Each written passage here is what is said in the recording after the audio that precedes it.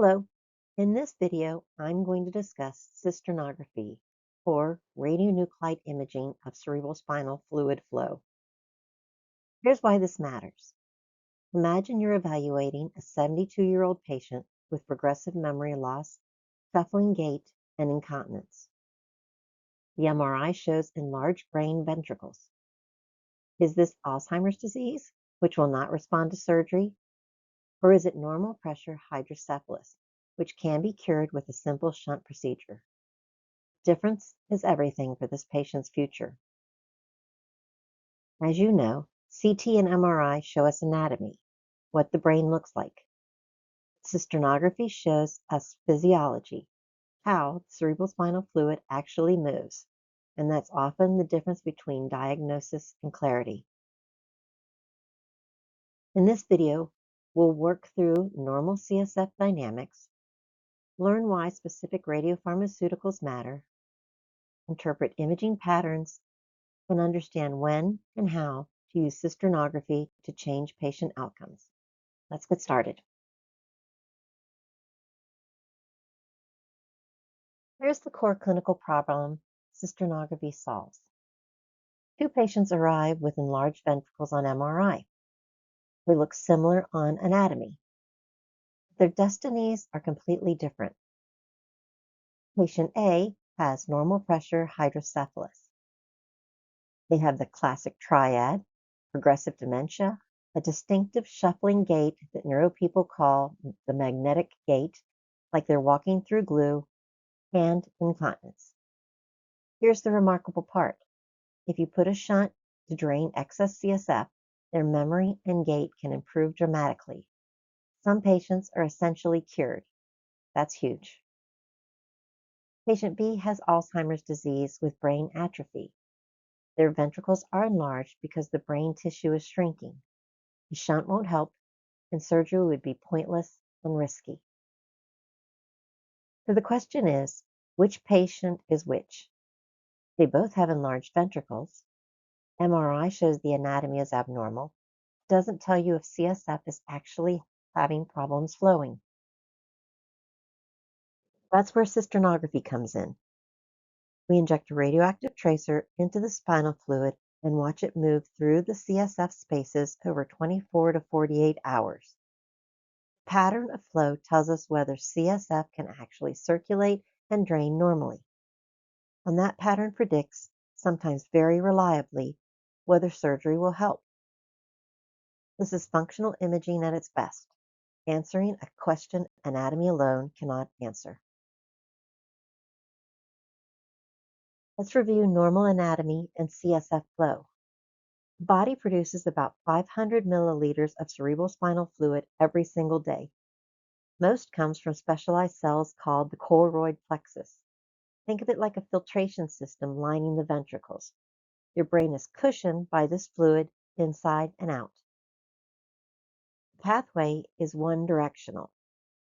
CSF flows out of the ventricles through a series of passages, the foramen of Monroe, the aqueduct of Sylvius, and the foramina of Magendie and Luschka.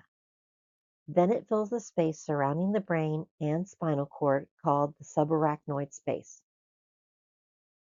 Here's a critical point for interpretation.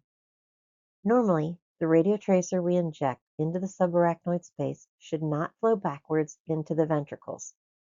If it does, if we see activity inside the ventricles on our images, that's abnormal. It means CSF is not flowing in the normal one-way direction. That reflex is a red flag on cisternography. The anatomy here is fixed. These passages don't change, but in disease they can become narrowed, blocked, or damaged, and that's what causes the problems we're about to discuss. After cerebrospinal fluid exits the ventricles, it flows into the space surrounding the brain. The subarachnoid space is like a fluid jacket protecting the brain and spinal cord. At the base of the brain, the space expands into pools called cisterns. These cisterns are anatomic landmarks we specifically look for on cisternography images. If the tracer reaches these cisterns by 1 hour, we know it's flowing normally. The story doesn't end there. CSF doesn't just accumulate. It has to be reabsorbed somewhere. That happens through specialized structure called arachnoid granulations, or villi. Picture them as one-way valves that let CSF drain into the blood vessels of the brain's covering, specifically the superior sagittal sinus. In healthy people, these granulations work perfectly. CSF drains continuously, waste is cleared, and the system stays in balance. But in disease, after a brain bleed, infection, or inflammation, these villi can scar and form fibrosis. They stop working. CSF backs up like a clogged drain. That's the pathophysiology of communicating hydrocephalus, and it's exactly what cisternography can reveal. The principle involved in imaging the cerebrospinal fluid consists of intrathecal administration of a substance that's miscible with and diffusible in the cerebrospinal fluid and that remains in the cerebrospinal fluid compartment until it's absorbed through the normal pathways. Any such substance must be non-toxic and non-pyrogenic. And here's where radiopharmaceutical knowledge becomes critical. We have two agents, and choosing correctly depends on your clinical question. Indium-111 BTPA is the workhorse for hydrocephalus. It has a 67-hour half-life, which means the radioactive material stays hot long enough to image cerebrospinal fluid flow over multiple days. That's essential for answering the normal pressure hydrocephalus question, where you need to see what happens at 24, 48, and even 72 hours. The agent itself is perfect. It doesn't get metabolized. It doesn't cross the blood-brain barrier prematurely. It just sits in the cerebrospinal fluid and flows where the cerebrospinal fluid goes. Downside? Because it stays in the cerebrospinal fluid so long, the spinal cord, which is bathed in that radioactive fluid, gets the highest dose of radiation. That's acceptable because the diagnostic benefit is so great, but it's why you wouldn't use indium-111 for quick studies. Technetium-99m DTPA is the opposite. It's the premier imaging agent because technetium-99m produces the best quality images for the gamma camera. It's much more sensitive. Lower overall dose to the patient. That 6-hour half-life means it's only useful for acute investigations, like a CSF leak from the ear or nose that we will discuss in a few minutes. The decision rule is simple. Is this a prolonged study looking at CSF circulation over hours and days? If so, use indium-111. Is this an acute study looking for cerebrospinal fluid leaking out of its normal space? If so, use technetium-99m.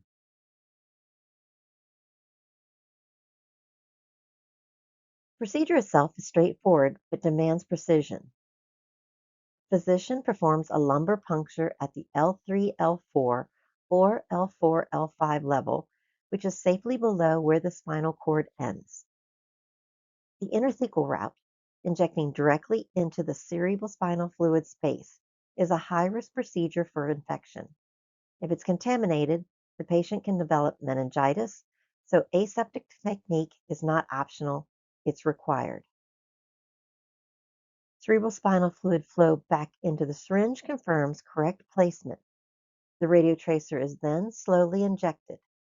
After injection, the patient is positioned head down at an angle called the Trendelenburg position for about 30 minutes. Why? Because gravity helps the radioactive material migrate upward through the cerebrospinal fluid, distributing it evenly through the ventricles and subarachnoid space. This is essential for diagnostic imaging. The imaging protocol itself is serial. We don't take just one picture. We take the first image immediately to verify the injection site is correct. Then images at 1 hour to see if the tracer has reached the basal cisterns. and delayed images of the head in the anterior, posterior, and lateral views at 24, 48, and 72 hours. It's this pattern over time that tells us if CSF is flowing normally or abnormally. Patients should know there will be minor side effects, mostly a post-lumbar puncture headache from the spinal tap. That's expected and it resolves. Radiation dose is small and safe. The risk of meningitis is minimal with proper technique, and the diagnostic imaging can be life-changing. This timeline is your reference standard for interpreting every cisternogram. In a normal patient, the radiotracer follows a predictable pathway that takes about 24 hours to complete. At the very beginning, the first 30 minutes, we verify the injection went where it was supposed to go. The radiotracer should be in the lumbar subarachnoid space. If it's in the wrong place, we'll see activity in unexpected locations or excessive kidney uptake too early. By 1 hour, the tracer should have migrated up the spinal canal and pooled in the basal cisterns at the base of the brain. This is actually a good checkpoint because if the basal cisterns aren't filled by 1 hour, something's blocking CSF flow early, possibly right at the exit from the ventricles. Then, between 2 and 6 hours, you start seeing activity over the brain's surface in areas like the sylvian fissure. These are classic landmarks. By 12 hours, in a normal person, the tracer has spread over the brain's hemispheres, the convexities, and is beginning to be absorbed back into the bloodstream. By 24 hours, in a normal cisternogram, most of the activity is clearing. The ventricles should be empty, no activity inside. This is crucial for diagnosis. Persistent ventricular activity at 24 hours is abnormal and suggests CSF cannot escape the ventricles properly.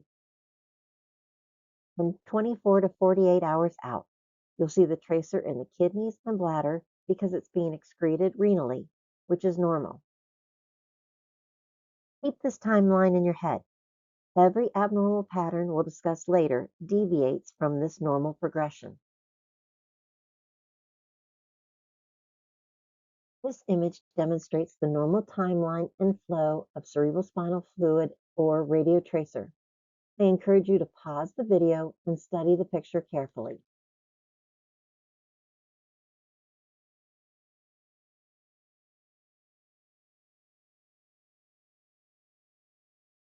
Let's look at another normal study.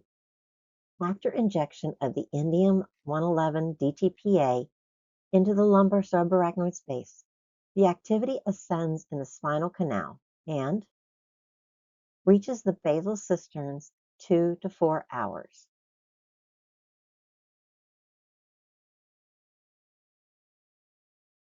Subsequent images obtained during the next 24 hours demonstrate ascent of the radiopharmaceutical through the intracranial subarachnoid spaces with identification of activity in the sylvian and interhemispheric cisterns.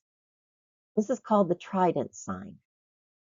24 hours, there should be complete ascent of the radiopharmaceutical, which consists of distribution of the activity over the cerebral convexities and the parasagittal region with relative clearance from the basilar cisterns.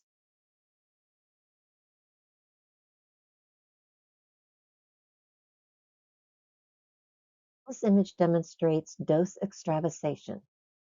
If the radiopharmaceutical is not injected into the subarachnoid space, for instance, it's into the subdural or epidural space, what we'll see is the tracer leaking out of the spinal column, and it looks like a Christmas tree or a railroad sign.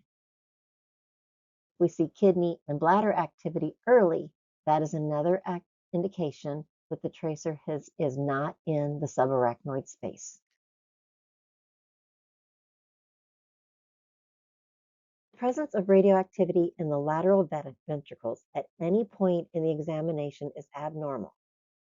On the anterior view, tracer in the lateral ventricles will have a heart-shaped configuration. On the lateral views, the radiotracer in the lateral ventricles demonstrates a comma-shaped configuration.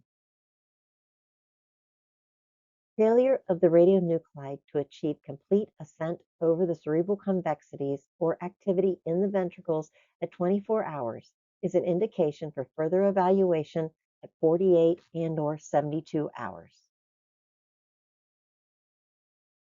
Now let's take a look at abnormal images.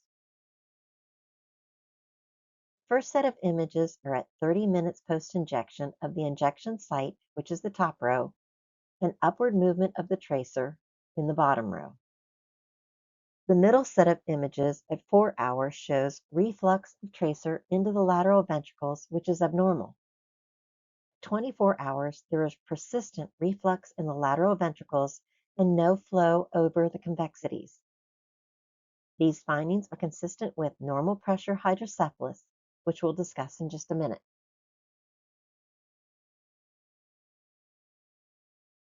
The major indications for radionuclide imaging of the cerebrospinal fluid are the following.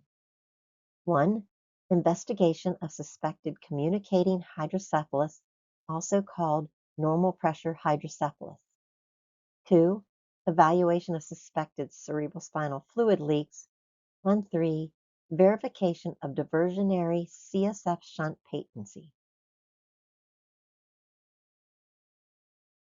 Hydrocephalus literally means water on the brain, but that's actually CSF that's not draining properly. Classification into communicating versus non-communicating is absolutely essential because it changes everything about management.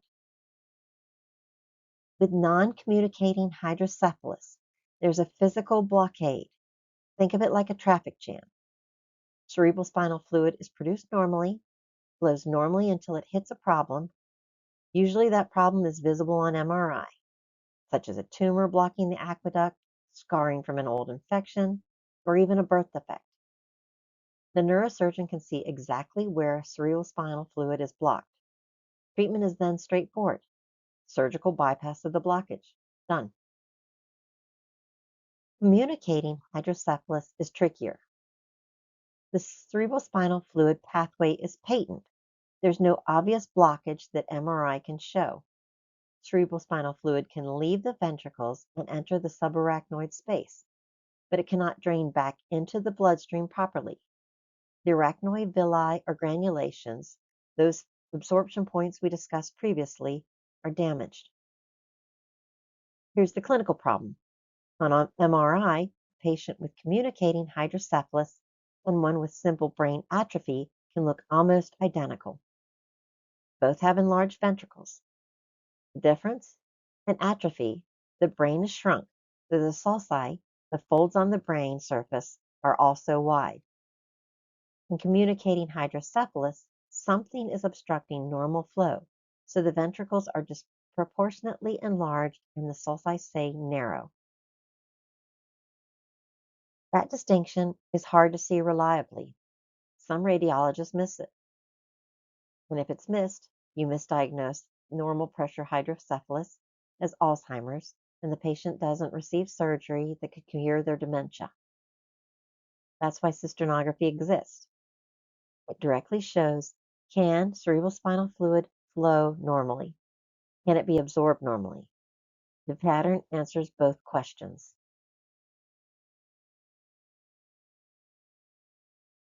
Normal pressure hydrocephalus is one of the few potentially reversible causes of dementia, and that makes it critically important not to miss.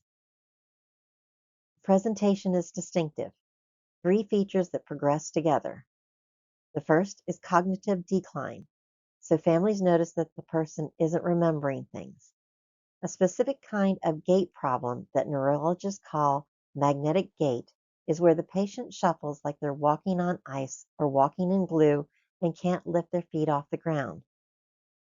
The third condition is urinary incontinence, also appearing after the gait problem starts. Stop and click on the link to see a demonstration of ataxia.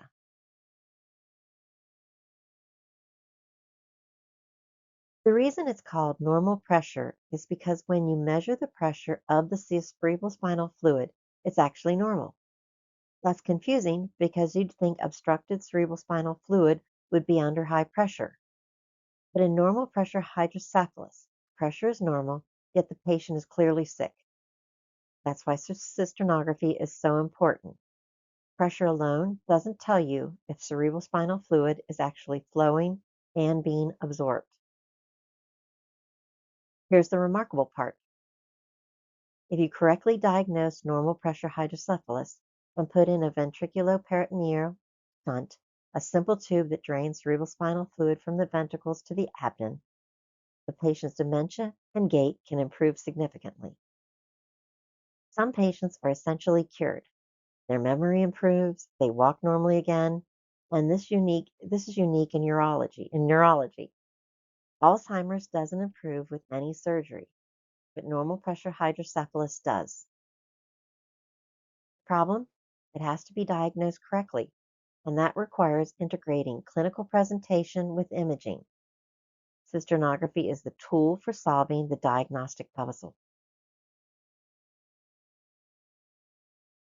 When you see a normal cisternography, it's reassuring.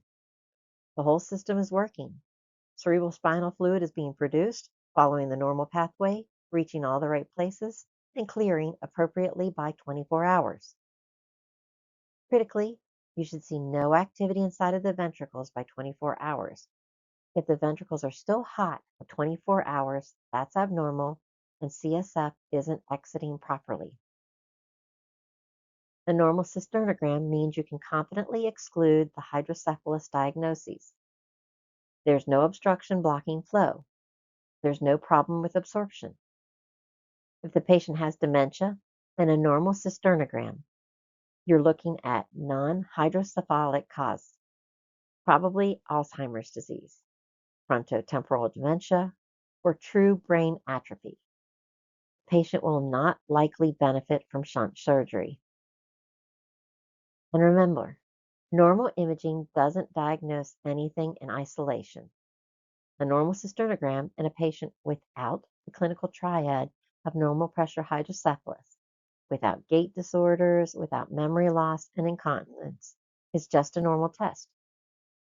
You have to integrate it with the clinical findings. Communicating hydrocephalus occurs when the arachnoid villi or granulations are damaged and cannot effectively absorb cerebrospinal fluid. What you see is the tracer reaching the basal cisterns normally, so CSF can exit the ventricles, but then it stops. It doesn't flow over the brain surface, and this is critical. The ventricles remain full of activity at 24 hours. The tracer is trapped. This pattern tells you cerebrospinal fluid is backing up from the subarachnoid space back into the ventricles because it cannot go anywhere else. The arachnoid villi aren't working. Cause is often clear. The patient had a subarachnoid hemorrhage years ago, or meningitis that scarred the meninges, or meningeal carcinoma spreading tumor cells. All of these damage those critical villi, and once damaged, they don't regenerate. And here's the clinical gem. When you see this pattern and the patient has the normal pressure hydrocephalus triad, dementia, gait disorder, incontinence, prognosis for shunt surgery is much better than with other patterns. Not guaranteed, and not every patient shows improvement. That's why we do the test. The imaging pattern directly influences neurosurgical decision making. Based on the information presented in the last slide, pause the video and take a moment to recognize key findings and signs of normal pressure hydrocephalus or communicating hydrocephalus.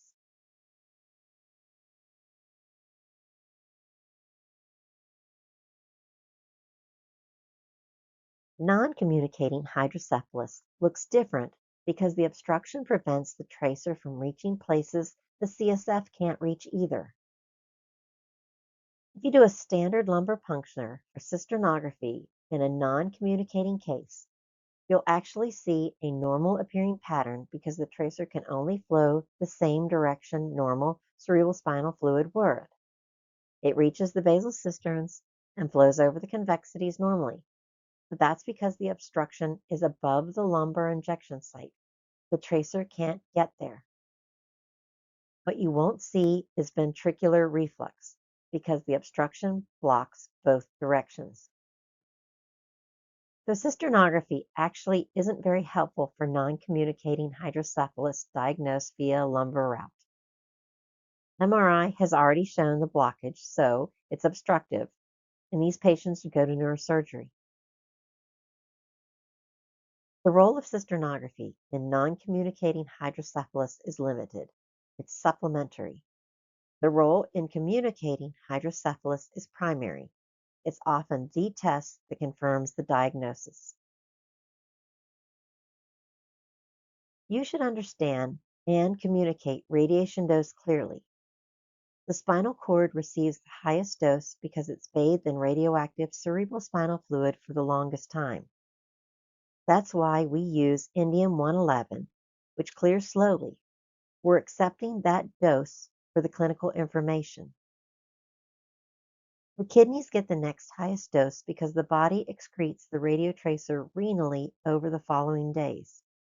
The bladder accumulates activity as urine sits there, so we counsel patients to void frequently.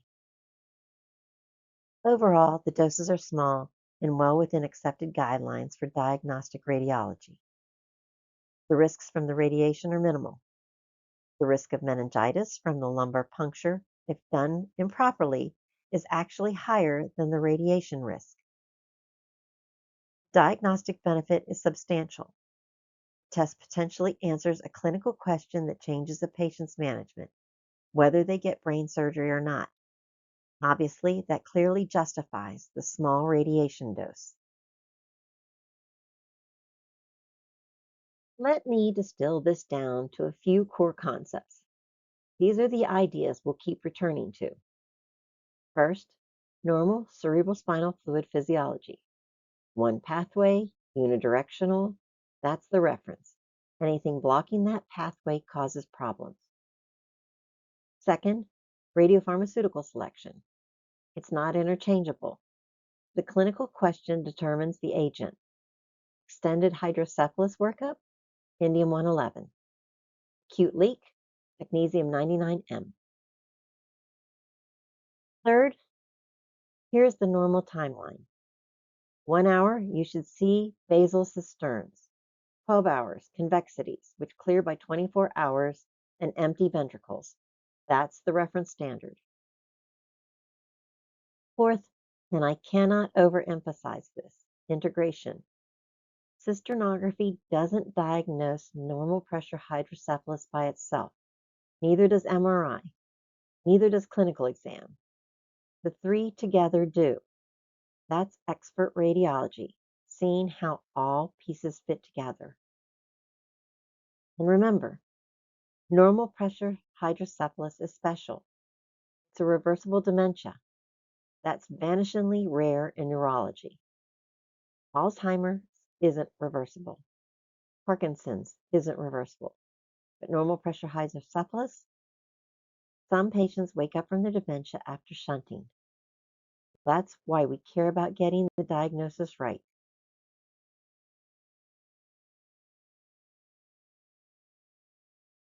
Before I discuss the treatment, let's just make sure we're all on the same page. The name normal pressure hydrocephalus is somewhat misleading. The cerebrospinal fluid pressure is normal, but the patient has hydrocephalus, enlarged ventricles. What's happening is that the brain isn't reabsorbing cerebrospinal fluid efficiently. Instead of acute elevation and pressure, like you'd see in an acute obstruction, normal pressure hydrocephalus develops slowly over months or years. The ventricles gradually enlarge. Brain tissue gets stretched and damaged.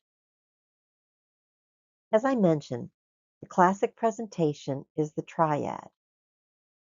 Gait problems, a distinctive shuffle where the feet seem stuck to the floor, cognitive decline that mimics dementia, and eventually incontinence.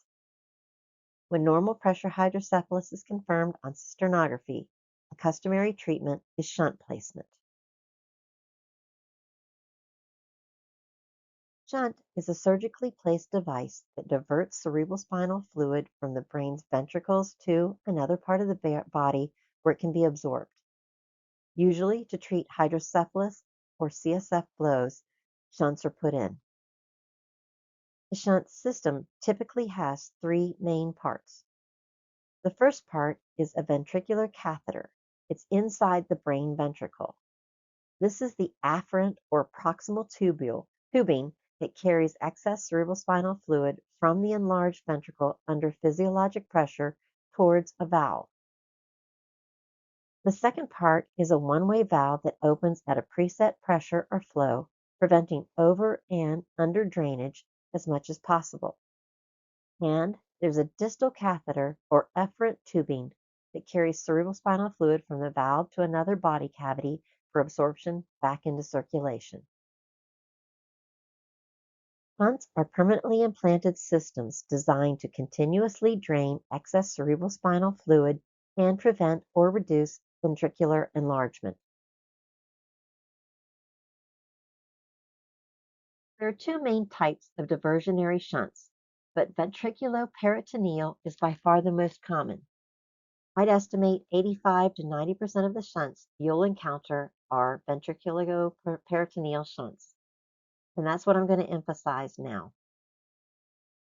The concept is elegant. If the ventricles have too much cerebrospinal fluid pressure, it drains that cerebrospinal fluid away to the peritoneal cavity, the space around the abdominal organs. The peritoneum has an enormous surface area and can absorb thousands of milliliters of fluid daily. Perfect place to drain unwanted cerebrospinal fluid. Ventriculoatrial shunts drain directly into the heart's right atrium, which makes anatomic sense. The chamber is large and can accept fluid. This type of shunt has fallen out of favor because of the risks of thromboembolism and infection entering the bloodstream. The key thing is, every shunt has a proximal part, tubing running from the ventricle or subarachnoid space into a reservoir, and a distal part, tubing that runs away from the reservoir to where CSF is draining. When we do a patency study, we're checking both parts separately to identify exactly where obstruction occurs, if it does. Shunts are life-saving devices, but they can malfunction. And when they do, patients deteriorate quickly. Understanding these complications is why patency studies exist. The most common emergency is obstruction. Picture this. The proximal catheter in the ventricle gradually gets blocked by a blood clot, tissue debris, or cells. Cerebrospinal fluid backs up. The ventricles start to enlarge. Pressure inside the head rises. The patient gets a headache, vomits, becomes confused, which are classic symptoms of increased intracranial pressure. This is a true emergency. And now let's talk about shunt patency studies. Simply, in this procedure, tracer is injected into the shunt reservoir. The physician may compress the distal tubing to force the injection backward into the ventricle. Strict aseptic technique is required. Serial images are required to follow the tracer movement through the proximal catheter, valve, and distal tubing into the drainage site. Normal findings show prompt tracer transit through the entire shunt with activity reaching and dispersing in the distal cavity, whereas delayed, absent, or stalled tracer flow along the tubing or failure to reach the distal end suggests shunt malfunction. The malfunction can be a proximal or distal obstruction, valve malfunction, or distal encystment. If there's persistent activity in the shunt, it indicates a blockage. For this study, the patient is positioned completely flat, no pillows, and on a gurney capable of elevating the head as the patient will be repositioned semi-upright. Ideally, the patient should be lying flat for an hour before starting if possible. Under strict aseptic technique, the tracer is injected by a neurosurgeon, usually into the shunt reservoir. The reservoir is usually a bulb just behind or in front of the ear. However, shunts can be very different, and usually a neurosurgeon is needed to inject in the correct location. UTCA indium or even protectatate can be used. Recently, protectatate has been preferred since there's been less adverse reactions to some brands of DTPA. Cerebrospinal fluid flow can be very rapid, and all of the activity can wash out of the reservoir in a minute or so. Dynamic flow images need to start promptly. Images are required at 10 seconds per frame for 20 minutes. The technologist should ensure the patient's head is not tilted to one side or the other. The patient needs to remain still unless they're instructed by the technologist to turn their head at times to promote flow if kinking is suspected. Approximately 10 minutes into the dynamic imaging, many labs will switch the patient to a semi-erect position, which increases flow in the distal tubule. After the dynamic imaging, a static image of the abdomen is acquired.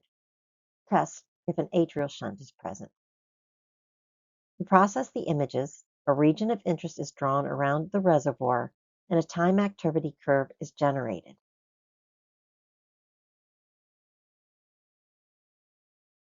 On a normal shunt patency study, tracer flows exactly where expected. There will be tracer in the reservoir, which flows through the proximal tubing, crosses the valve, enters the distal tubing, reaches the peritoneal cavity, and spreads throughout the abdomen. On delayed images, that free distribution is key. Activity should be spread all over the abdomen, not stuck in one localized pocket. That free distribution tells us that cerebrospinal fluid is being reabsorbed normally. The time activity curve should show decreased tracer over time, and the half time for emptying is about 2 to 4 minutes. More than 4 minutes is considered abnormal. Pause the video and take a moment to look at this normal study. Pay attention to the labels to orient yourself.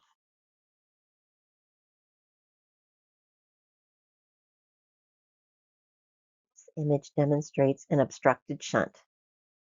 The arrow points to the reservoir injection site. There is accumulation of radiotracer within the ventricles, indicating patency of the proximal tubing, but no clearance or visualization of the distal tubing, and no accumulation in the abdominal cavity, which indicates distal obstruction. Look at these images carefully. Top row shows images of the head at 1 hour in the anterior, posterior, right, and left lateral views, the first 4 images, and the abdomen at the same time in the same views. That's the last 4 images. The middle row shows the same views at 3 hours. Bottom 2 rows show the same thing at 6 hours post-injection. The green arrow points to the reservoir injection site. The red arrow points to tracer flow into the ventricles. Because the tracer gets into the ventricles, it shows cerebrospinal fluid flow down into the spinal cord, the turquoise arrows. The blue arrow points to the distal tubule. Is this study normal or abnormal?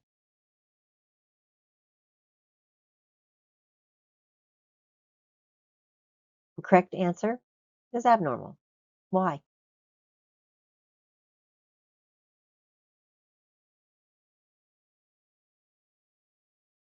Answer: because you don't see dispersion of the tracer in the abdominal cavity.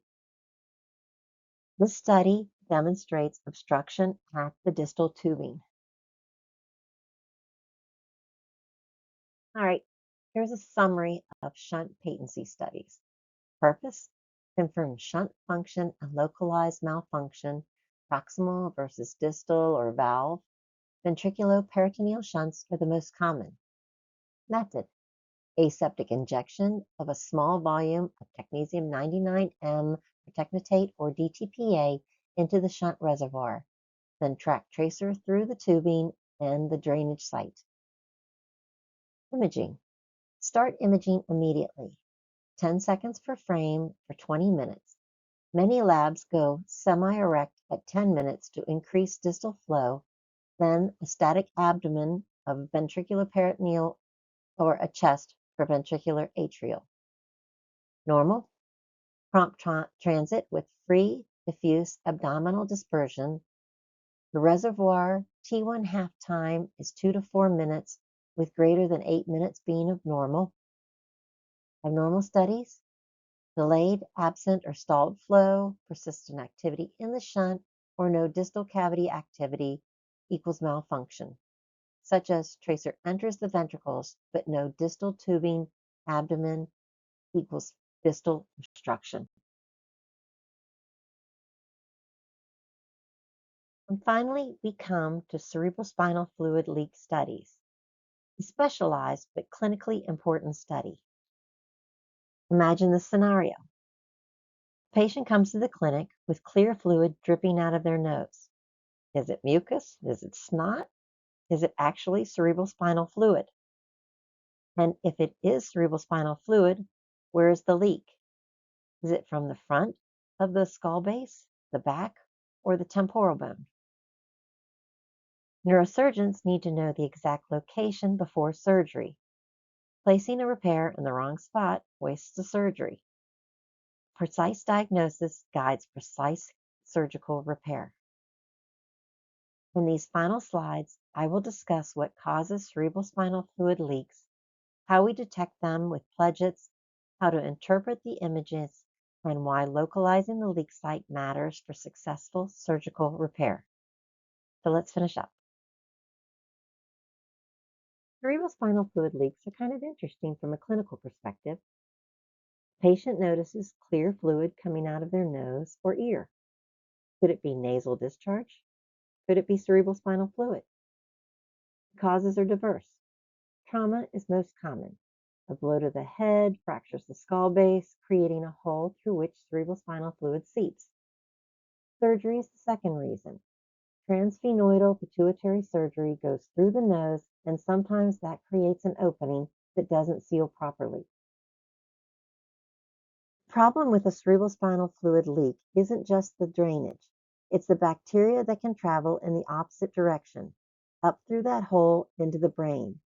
Meningitis is a serious risk. So when a patient presents with suspected cerebrospinal fluid leak, the neurosurgeon has two urgent questions. One, is it actually cerebrospinal fluid? And two, exactly where is it leaking from? A cerebrospinal fluid leak study answers both questions. The beauty of this test is its simplicity and sensitivity. We use pledgets, basically small cotton balls placed in the nose or ears. First, an otolaryngologist places the pledgets. For suspected nasal leak, there is one in the anterior or the front part of the nose, one in the posterior back part, on both sides. 4 pledgets total. The patient leaves with the pledgets in place for 4 to 24 hours, going about their normal activities. If they're leaking, the tracer will be absorbed into those pledgets. Then the tracer is injected intrathecally, just like we do for a cisternography. Lumbar puncture, inject the technetium-99m DTPA. If there's a CSF leak anywhere in the nose or skull base, that radioactive tracer will be in the cerebrospinal fluid and will leak through the hole. After 4 hours, we remove the pledgets and count them in a gamma counter. We also draw blood and count that for comparison. The pledgets have significantly more radioactivity than the blood. That tells us cerebrospinal fluid is leaking. The specific ratio used is pledget to plasmid greater than 1 to 1.12 or 1 to 1.3, depending on the institution. Above that ratio, CSF leak is confirmed. Below, no leak. Here's the key point. Platelet counting is actually more sensitive than imaging.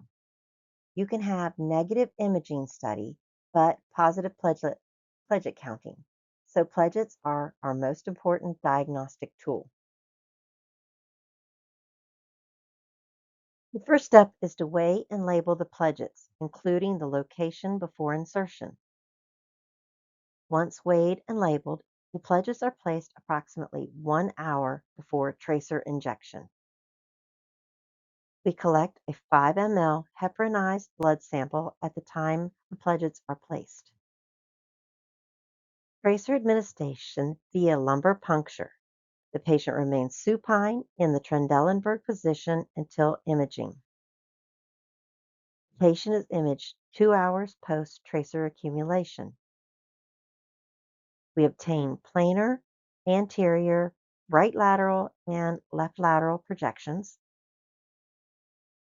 Images should also be obtained in any position known to provoke leak or drainage, such as if the patient puts their head down or extends their head.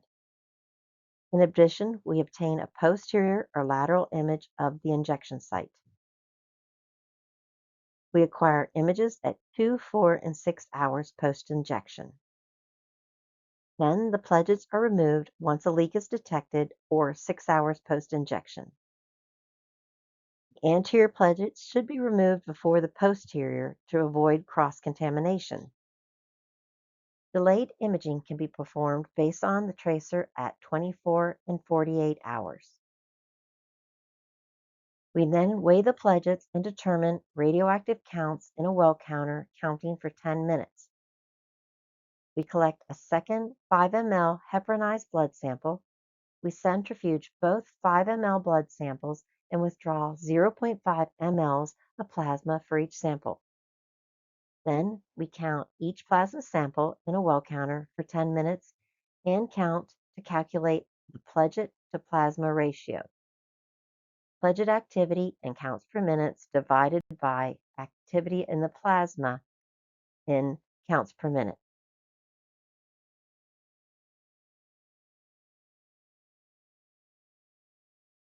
Acquisition parameters for the study are essentially the same as routine cisternography. We image at 2, 4, and 6 hours after injection. If needed, and depending on the tracer, we can add optional delayed views at 24 and 48 hours. For each view, we acquire enough time or counts to reach about 50,000 to 100,000 counts per image. You already know what a cisternogram study looks like. Here is a positive cerebrospinal fluid leak done with indium DTPA in the left lateral view, showing increased radioactivity over time in the nares leaking into the nose and mouth.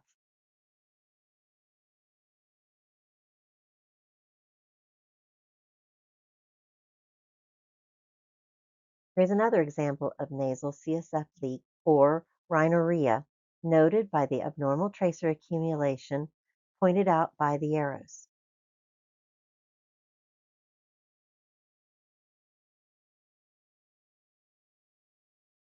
This image demonstrates a cerebrospinal fluid leak in the right ear. This is a posterior image of the head obtained 6 hours after intrathecal administration of indium-111 DTPA. Notice the asymmetry and the abnormal area of increased activity on the right where the arrow is pointing.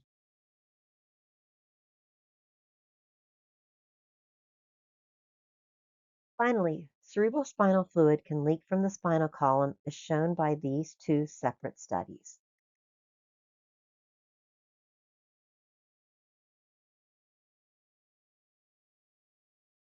All right, so here's the big picture for radionuclide cerebrospinal fluid imaging.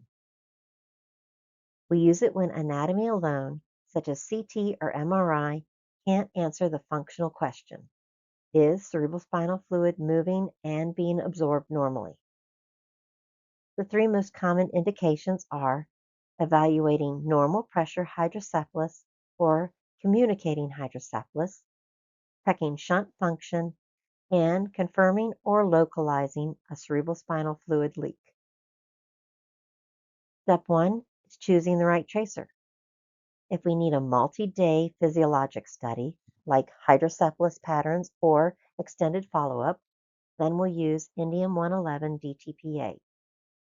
If we're focused on an acute leak and want high-quality same-day images, the technetium 99M DTPA is typically preferred because of its imaging characteristics and shorter half-life. For cisternography, the exam is intrathecal via lumbar puncture with strict asepsis, then serial images tell the story over time. A normal study shows tracer reaching the expected cisternal landmarks, spreading over the cerebral convexities, and then clearing. Most importantly, there should be no ventricular reflux. The major red flags are ventricular activity at any point, and especially persistent ventricular activity with delayed or absent convexity flow at 24 hours. That pattern supports impaired absorption or communicating hydrocephalus and is the kind of result that helps clinicians decide whether a patient with a classic triad may benefit from shunting. Finally, two common additional studies. In a shunt patency study, we inject the tracer into the reservoir of a shunt and watch for prompt distal transit and diffuse abdominal dispersion. Stalling or no distal activity suggests malfunction. For a cerebrospinal fluid leak study, the highest yield piece is often the platelet counting.